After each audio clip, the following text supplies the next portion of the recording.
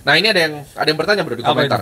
Nah, itu kan poinnya. Ada yang berargumen gara-gara keluar dari perbudakan fiat, tapi Timothy masih invest currency USD dan si Swiss franc. Nah, ini masih belum mengerti, dia belum paham. Ya, Ya, ketika fiat itu di basing, kan pertanyaannya oke. Emang lu tahu persenan Swiss franc gue berapa? Bisa aja cuma 1%. ya biasa bisanya cuma buat bayar kredit cardnya kan. Nah, emang lu tahu Swiss franc gue berapa sekarang? Lu nggak tahu kan? Jawabannya adalah fiat. Itu kan dicetak terus. Ya, Ketika lu beli aset apapun, lu mau beli ruko di sana, lu mau beli rumah, lu mau beli itu naik. Cuman kita berdua suka nyari yang paling efisien naiknya. Lu mau beli jam tangan juga naik kok.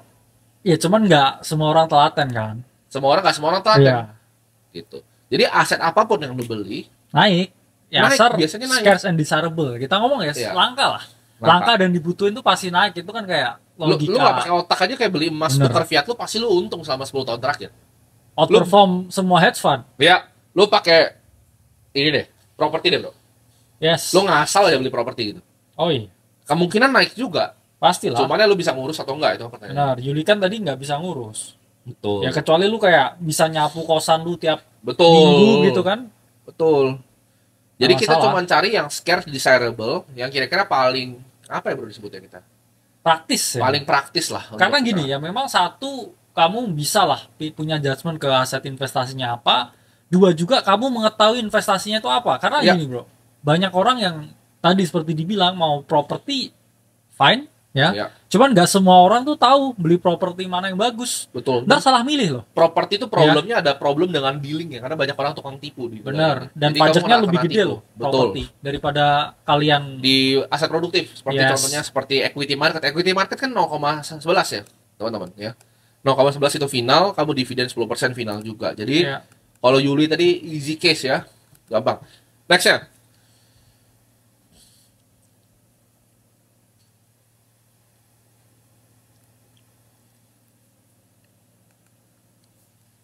penelpon kedua.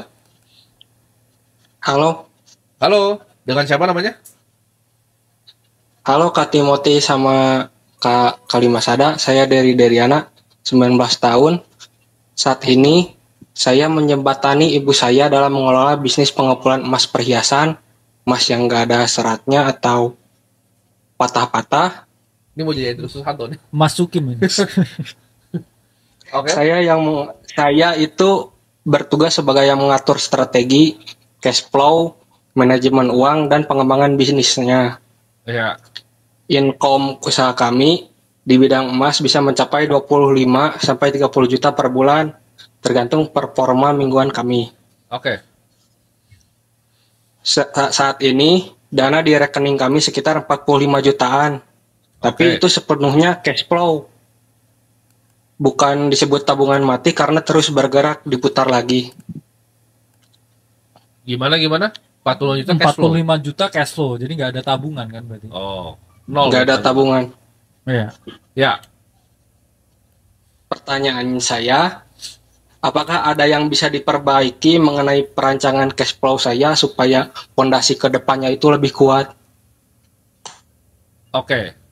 Balik lagi ini mungkin sama kayak semua dulu ya. Benar. Dipisah dulu tuh yang pertama. Iya. Kamu manajemen keuangan tapi kayaknya nggak ngerti keuangan. Kamu harus belajar di ternak uang dulu itu kayaknya tuh. Benar. Belajar neraca dulu tuh apa. Iya, ini juga baru ini masuk. Ah, udah belajar belum? Udah sih dikit-dikit tadi modul gratis sudah. Oh. Kamu udah belajar neraca, kamu ngerti akuntansi? Belum, saya kebetulan baru keluar SMA.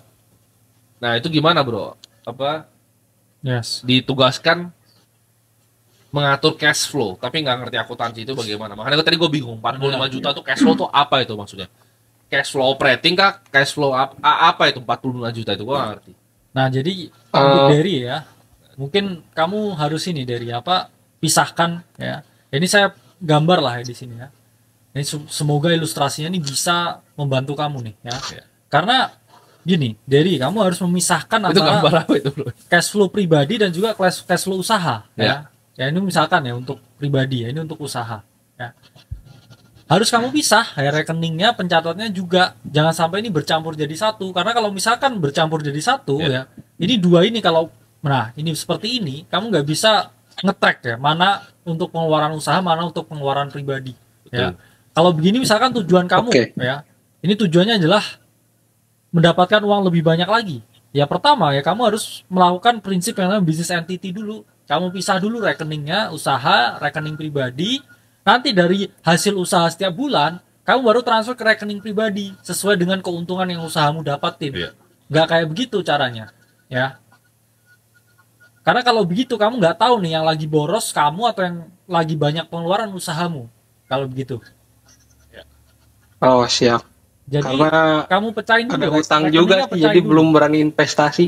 Yang ya duitnya nggak ada gimana investasi? Iya, kamu duitnya nggak ada, kamu belum rapi itu. Gimana kamu investasi apa kamu? Plus ya dari Iya, benar. itu kan kamu usaha bareng ibu kamu harus jelas juga loh. Maksudnya kayak itu usahamu atau usaha ibumu. Nanti takutnya nih usahanya gede, terus itu punya ibumu, terus kamu nggak dapat share juga di situ. Ya, Ya kita ngomong lah sama keluarga saling percaya. Cuman kan kamu adalah laki-laki dan juga manusia yang dewasa. Kamu harus tahu porsi. Porsi itu apa? Porsi hak kamu dan juga porsi kewajiban kamu. Jangan sampai ntar usahanya gede bareng, ya. Terus tiba-tiba kamu nggak dapat apa-apa di situ. Ya kan Betul. kamu mending ya kerja yang lain aja.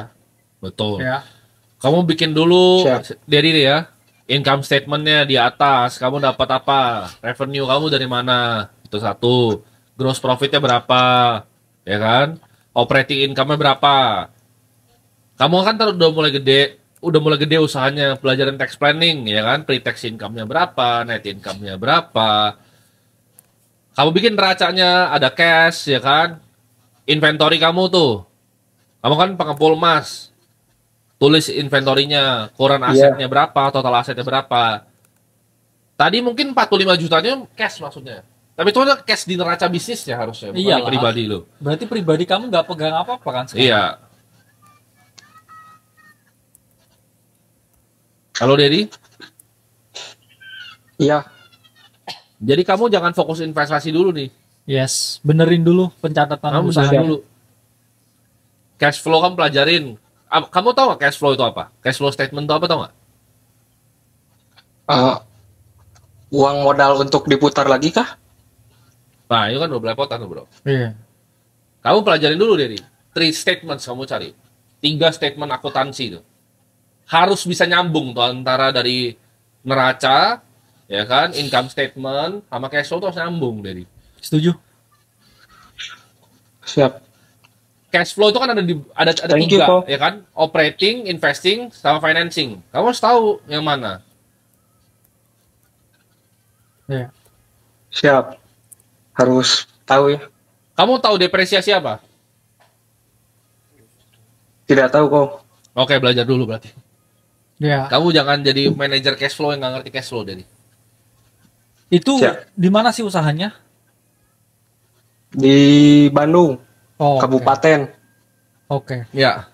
Ya pertama ini dulu sih ya, kamu benerin dulu ini strukturnya, ya, rekeningnya dipisahin dulu. Yes, itu dulu. Terus pertama. kamu lakuin pencatatan nggak setiap bulan revenue-nya berapa, pendapatannya berapa? Sering. Saya sering pencatatan di chat GPT. Oke, revenue berapa? Bulan lalu berapa? Mei Apa? Mei Mei berapa berapa? pendapatannya?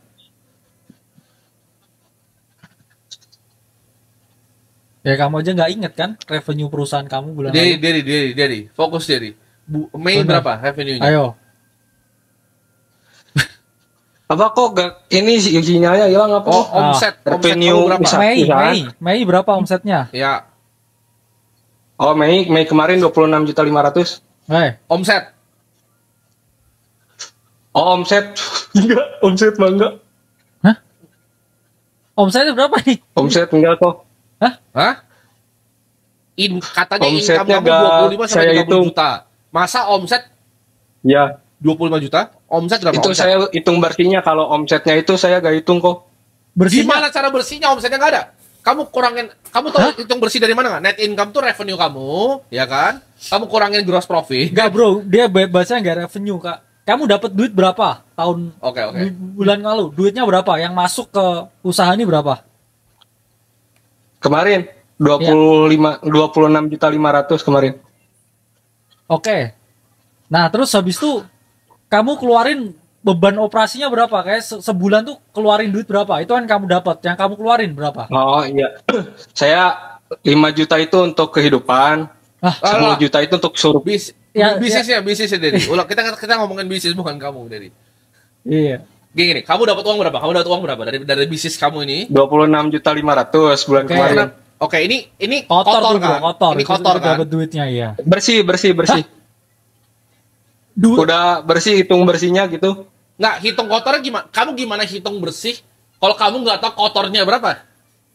Orang tahu kotornya berapa aja bersih bisa salah loh. Enggak, itu bukan haram sama halal duitnya tuh.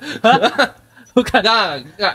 Logikanya gimana dari? Kamu bisa ngitung 25 juta bersih tanpa tahu kotornya berapa gimana? Karena bersih itu kan kamu harus Jadi- kurangin HPP, kamu harus kurangin banyak kan?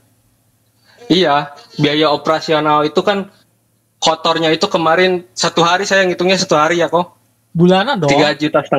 Enggak, kamu kan kalau mau bandingin omset bulanan ya kan, kalau kamu tahu pengen ya bersih ya, kamu ngomong bersih itu laba bersih. Ya. Ya itu kamu Iya. pendapatanmu kamu kurang beban operasional. Kalau paling gampang ya ngomongnya kamu keluarin dapat duit berapa, Uang keluar bensin, berapa. uang makan begitu.